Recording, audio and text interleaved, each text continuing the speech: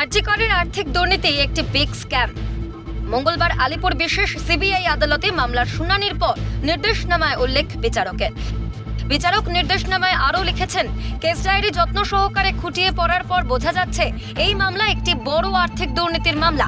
কিভাবে অপরাধ সংঘটিত হয়েছে, কারা যুক্ত রয়েছে এজেন্সিকে তা খুঁজে বের করতে হবে। নির্দেশনামায় স্পষ্টতই উল্লেখ করেন বিচারক। প্রসঙ্গত, আরজি করের আর্থিক দুর্নীতি মামলায় ইতিমধ্যেই সিবিআই এর হাতে গ্রেফতার সন্দীপ সহ 4 জন। মঙ্গলবারই আদালতে এই দুর্নীতি মামলা সংক্রান্ত একাধিক তথ্য পেশ করেছে সিবিআই।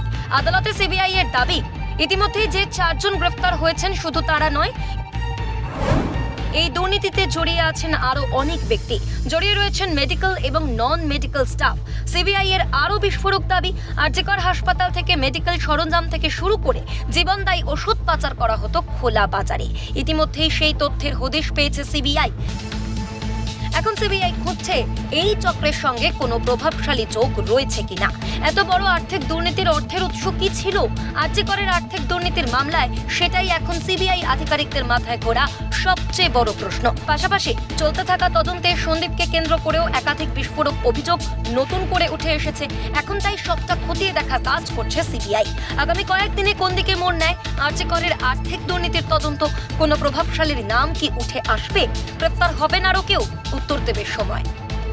ক্যামেরায় গোপাল সেনের সঙ্গে শুভজিৎ দের রিপোর্ট, ক্যালকাটা নিউজ।